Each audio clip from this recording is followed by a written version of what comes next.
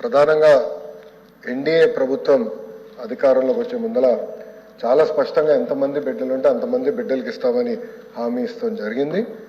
ఆ హామీకి మేము కట్టుబడి ఉన్నాం. రెండో అంశం అధ్యక్ష, అందుకే గైడ్ లైన్స్ రూపొందించడానికి కొంచెం సమయం కావాలని అడిగాం. నేను కూడా ఇది కొంచెం సీరియస్గా తీసుకుంటున్నా. మంత్రులందరితో కూడా మేము చర్చిస్తున్నాం. గతంలో జరిగిన లోటుపాట్లు జరగకూడదనేది మా లక్ష్యం. మీరన్నట్టు గతంలో 15,000 రూపాయలని, తర్వాత అది కాస్త నెక్స్ట్ ఇయర్ 14,000కి అయింది, తర్వాత 13,000కి అయింది. 1,000 రూపాయలు టీఎంఎఫ్ అన్నారు, ఇంకో 1,000 రూపాయలు ఎస్ఎంఎఫ్ అని అది డబ్బులు తీసుకుంటాం జరిగింది. అంతేకాకుండా ఎలిజిబిలిటీ క్రైటీరియా కూడా మార్చడం జరిగింది అధ్యక్ష. గ్రామాలు వచ్చే గల 5,000 రూపాయలు నెలకు వస్తే ఆటోమేటిక్గా వాళ్ళు ఎలిజిబుల్ అనేది, 5,000 కన్నా తక్కువ వస్తే ఎలిజిబుల్ అన్నారు. అట్లా మళ్ళీ దాన్ని మార్చారు. భూమి కూడా అది కూడా మార్చారు. దాని తర్వాత ఎలక్ట్రిసిటీ కన్జంప్షన్ విషయంలో కూడా కొన్ని నుసుకలు జరిగినాయి. ఇంతేకాకుండా పాదయాత్రలో కూడా నేను అనేక మందిని కలిసినప్పుడు వాళ్ళు చాలా స్పష్టంగా, మేము ఇప్పుడు అప్పు చేసి ఒక 4 వీలర్ 4th హ్యాండ్ బండి కొన్నాం అంటే 30,000 రూపాయలు 40,000 రూపాయలు పెట్టి ఒక స్కార్పియో కొనుక్కున్నాం.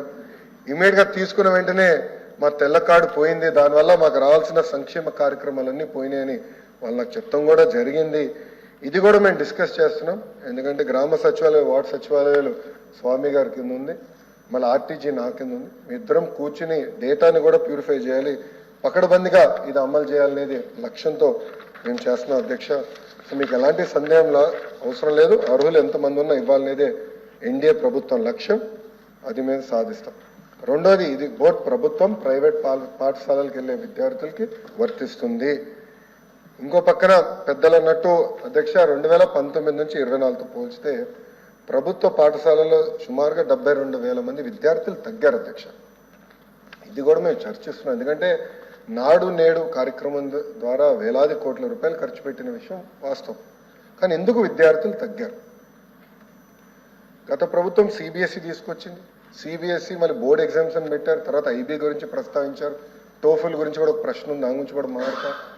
కానీ నిర్ణయాలు తీసుకున్నప్పుడు, విద్యా రంగంలో నిర్ణయాలు తీసుకున్నప్పుడు చర్చించాల్సిన అవసరం ఉంది.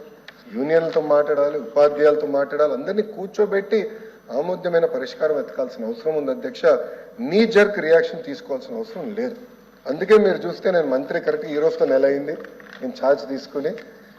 నేను కూడా అధికారులు చెప్పేది ఒకటి, రాబోయే సంవత్సరం ఏం చేయబోతున్నాం రోడ్ మ్యాప్ వేద్దాం, అందరితో చర్చిద్దాం, సంఘాలు అందరినీ కూర్చోబెడదాం, మాట్లాడదాం, వచ్చే సంవత్సరం నుంచి అమలు చేద్దాం. నాకు నచ్చింది కనుక ఇది ఇద్దాం, నాకు నచ్చలేదు కనుక ఇది తీసేద్దాం అనేది కరెక్ట్ కాదు.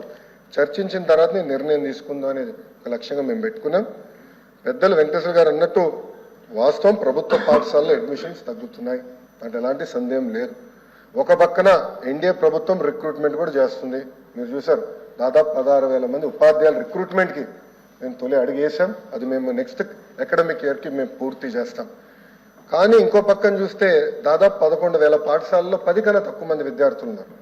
ఎందుకున్నారు?